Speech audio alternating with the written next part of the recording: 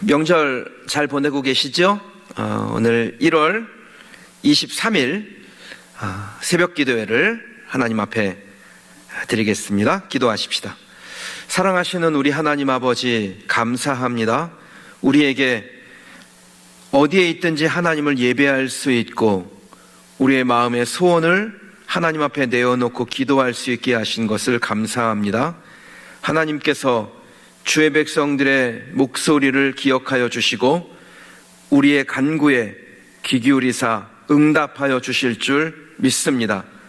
성도들이 원근각처로 흩어졌다가 돌아오는 날 하나님께서 함께 하시고 그 돌아오는 걸음이 평안의 걸음, 복된 걸음 되게 하여 주옵소서. 오늘도 주의 말씀으로 우리를 가르치시고 하나님의 말씀 앞에 아멘 하는 하나님의 백성 되게 하여 주옵소서. 예수님의 이름으로 축복하며 기도하옵나이다. 아멘. 오늘 하나님께서 주시는 말씀 보겠습니다. 고린도전서 15장 29절에서 34절까지의 말씀입니다. 말씀 봉독하겠습니다. 만일 죽은 자들이 도무지 다시 살아나지 못하면 죽은 자들을 위하여 세례를 받는 자들이 무엇을 하겠느냐? 어찌하여 그들을 위하여 세례를 받느냐? 또 어찌하여 우리가 언제나 위험을 무릅쓰리요? 형제들아, 내가 그리스도 예수 우리 주 안에서 가진 바 너희에 대한 나의 자랑을 두고 단언하노니 나는 날마다 죽노라. 내가 사람의 방법으로 에베소에서 맹수와 더불어 싸웠다면 내게 무슨 유익이 있으리요? 죽은 자가 다시 살아나지 못한다면 내일 죽을 터이니 먹고 마시자 하리라. 속지 말라. 악한 동무들은 선한 행실을 더럽히나니 깨어 의를 행하고 죄를 짓지 말라. 하나님을 알지 못하는 자가 있기로 내가 너희를 부끄럽게 하기 위하여 말하노라. 아멘. 부활을 믿고 바라는 삶이라는 제목으로 말씀 증거하겠습니다.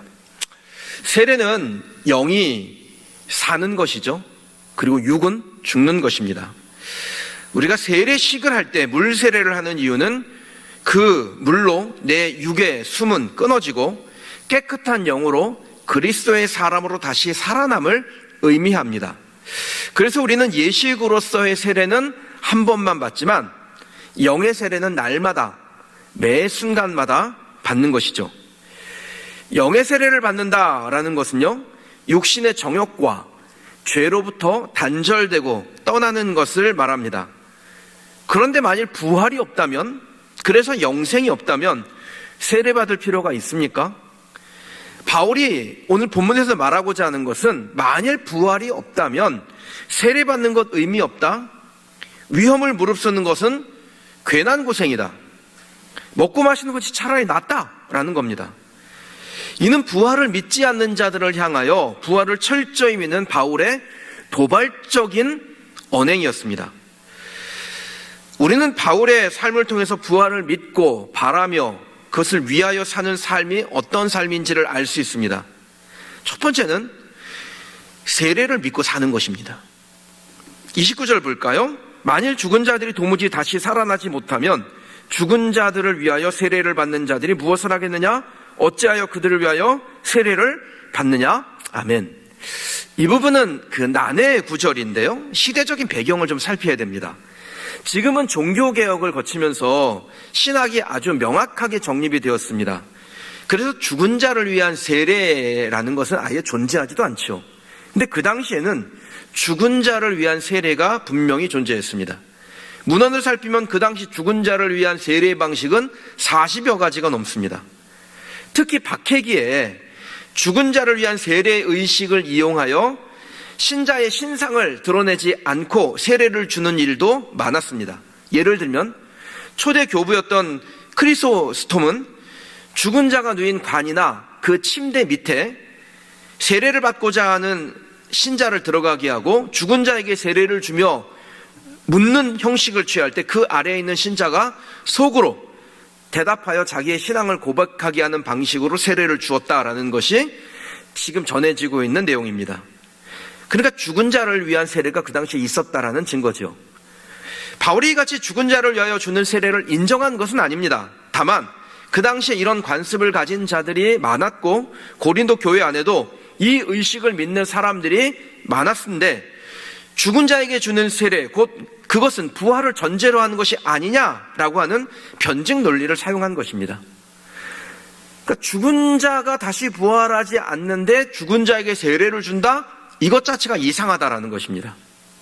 자, 그러면 지금 우리에게 육신에게 물 세례를 주는 것, 그리고 그것이 상징하는 영의 세례를 매 순간 받는 것이 의미하는 것이 무엇입니까?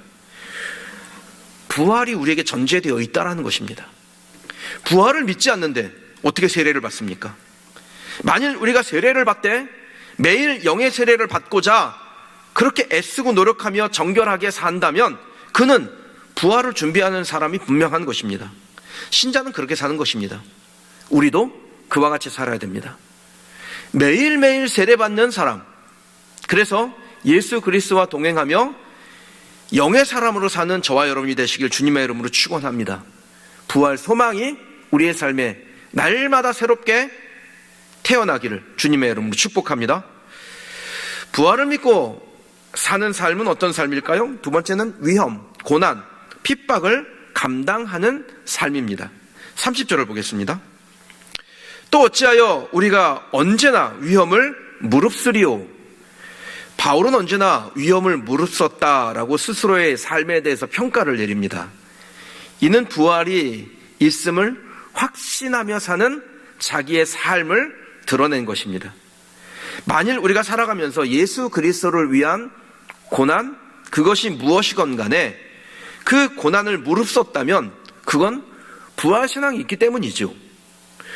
부활신앙이 전제되지 않는데 고난을 뭐 하려고 받습니까? 부활도 없는데 위험을 감수할 이유가 어디에 있습니까? 바울은 에베소에서 약 2년간 복음을 전했습니다. 2년은 바울이 총 복음을 전한 14년 중에 감옥에 갇혔던 로마의 그 시간을 제외하고 매우 긴 기간이었습니다. 에베소에서 어떤 목회를 했는지 성경이 자세히 기록하고 있지는 않지만 오늘 본문에서 아주 의미 있는 한 단어를 우리는 발견하게 됩니다. 32절을 볼까요? 내가 사람의 방법으로 에베소에서 맹수와 더불어 싸웠다면 내게 무슨 유익이 있으리요? 죽은 자가 다시 살아나지 못하면 내일 죽을 터이니 먹고 마시자 하리라. 아멘. 그럼 바울이 복음을 전하는데요, 그 복음에 대적하는 이들이 있었습니다. 근데 그 대적하는 이들을 향하여 뭐라고 표현하냐면 맹수라는 표현을 씁니다. 복음에 대해서 정말 죽기 살기로 달려들었음을 이 단어가 잘 표현하고 있습니다. 그럼에도 불구하고 바울은 복음을 전하며 부활신앙에서 전혀 흔들리지 않았습니다.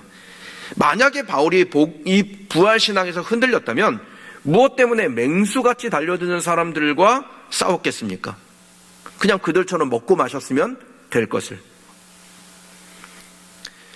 바울은 자기에게 있는 확고한 부활신앙으로 맹수같이 달려드는 이들과 싸워서 견디고 그 고난을 무릅쓰고 그들처럼 먹고 마시는 타락한 삶이 아니라 하나님 앞에서 부활신앙을 가진 거룩한 삶으로 산 겁니다. 사랑하는 성도 여러분, 명절 기간입니다. 아마 여러분에게 맹수처럼 달려드는 친인척이 있을지도 모르겠습니다. 여러분의 삶의 현장, 일터에서 여러분의 신앙을 모독하며 맹수처럼 달려드는 이들이 있을 수 있습니다. 그럴 때 부활신앙에 굳게 서는 저와 여러분이 되시기를 주님의 이름으로 축원합니다. 부활신앙으로 그 맹수들과 싸워 승리하는 여러분이 되기를 주님의 이름으로 축원합니다. 바울은 자기가 날마다 죽노라라고 고백했습니다. 이 의미는 날마다 세례를 받는다라는 의미며 동시에 그리스도의 고난으로 자기를 채운다라는 의미입니다. 그렇게 살아도 됩니다. 고난받으면 살아도 됩니다. 왜 그런지 아세요? 고난이 길지 않기 때문입니다. 여러분을 속이려고 하는 모든 시도들에 흔들림 없이 부활신앙을 곧게 지키며 다시 오실 주님을 소원하며 살아가는 저와 여러분이 되시길 축복합니다. 길지 않습니다. 곧 부활의 때가 우리에게 오며 그 부활의 때에 저와 여러분들은 영광의 몸의 형체로 하나님 앞에 서게 될 줄 믿습니다. 기도하겠습니다. 사랑하시는 하나님 아버지, 하나님께서 사랑하시는 주님의 백성들에게 부활 신앙을 허락하여 주시니 감사합니다. 우리는 날마다 주님 안에서 영의 세례를 받으며 육신의 정욕, 죄와 단절하고 하나님의 거룩한 백성으로 이 땅을 살아가기 원합니다. 하나님께서 하나님의 백성들을 통치하셔서 이 세상의 모든 맹세와 같은 유혹과 고난과 위협으로부터 우리를 지켜주시고 우리 스스로도 하나님 앞에 거룩한 백성 되기를 사모하여 고난을 무릅쓰는 성도가 되게 하여 주옵소서. 고난의 때가 길지 아니하고 곧 부활의 영광의 때가 올 터인데 그 부활의 영광의 때에 예수 그리스도와 같이 영광의 몸의 형체를 입고 하나님 앞에서는 거룩한 백성 되게 하여 주시옵소서. 명절 기간 하나님께서 우리 사랑하는 성도들을 지켜주시고 모든 맹세와 같은 위협 앞에서도 부활신앙으로 온전하게 서게 하시며 허락하신 삶의 처소와 주의 전으로 향하여 올 때 우리 하나님께서 안전하게 지켜 주시옵소서. 예수님의 이름으로 축복하며 기도하옵나이다. 아멘.